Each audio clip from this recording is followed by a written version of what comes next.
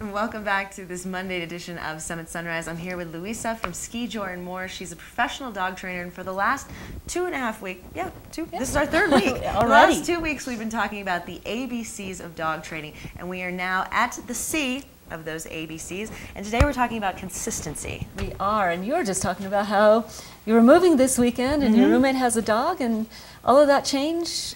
Yeah, makes her a little anxious. Definitely affecting the canine, and we were trying to be as normal as you can, but when you're making those big life changes as a human, you realize it does affect your pet. It really does, and so so we talked about getting their attention as the basis for training, setting up reasonable boundaries, and then being consistent about those boundaries. Yeah, because consistency is what helps a dog learn what to do, and when things are not consistent. It makes them anxious. Yes. So we're going to do a little. We're just going to do a little demo here. We might do a demo with rerun, but we'll do a little demo. So let's pretend that for a long time I just let you come up and hug me every day, every time you saw me. Yeah. And it was fine. And then all of a sudden you come up to me to give me a big hug, and I'd punch you in the chest. Ooh. That would not be good. That would not be good, exactly. And what would you feel? You'd stop hugging me. I'd definitely be a little bit surprised. Yeah. Wondering what I had done wrong. Yep. Wondering if it was probably something that I was doing. So I think, a lot of those different emotions. Right, and it would totally change the relationship we had. Yeah. I mean, the whole basis of trust would be destroyed in that one instant. Yes, and it can happen so quickly. So quickly, exactly. And so that's kind of what happens when, say, people have a cute little puppy, and it's like, oh, puppy, cute, cute, cute pup, jump, jump, jump, jump, jump, jump, jump. All of a sudden, the puppy grows up, and now they're a dog, and they walk through the door, and they stick a knee in that dog's chest. Yeah, because they don't want him to jump anymore. They don't want to jump anymore. Yeah, will the dog stop jumping? Yeah. But what just happened to that relationship? Yeah. With that dog, and that trust was broken.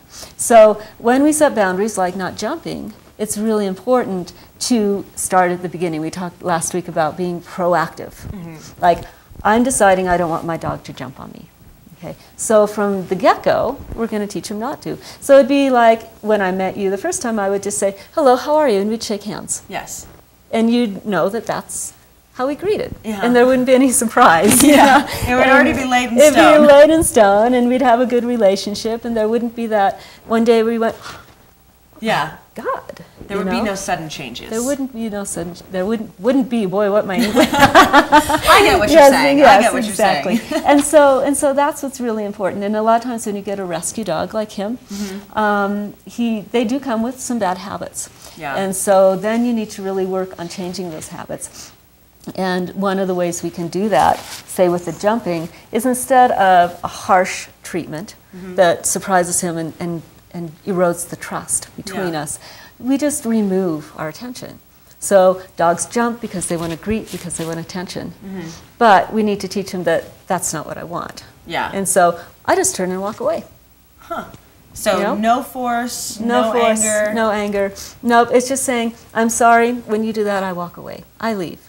And then when they sit, wow, that's great. If they jump up again, I turn away and walk. So you're just basically rewarding them with your attention. Exactly. And that's a really powerful reward for dogs. Yeah. That's a life reward. Because that's what they want. Exactly. And it's relevant to them. It makes sense. And they learn what they need to do to get that reward for you. Exactly. So consistency is all about deciding what it is you want and being very consistent with your dog, never throwing surprises their direction, and it really builds that basis of trust. Yeah, because they are really creatures of routine and habit, Exactly. so I think the more you kind of nurture that, obviously the better relationship you're going to have. Exactly. And by keeping a dog's lifestyle as routine as possible, I mean, there are going to be changes, and that happens, but keeping things as much of a routine and a ritual for them helps them relax. Yeah. And when things are in chaos around them, that's when we start seeing anxiety.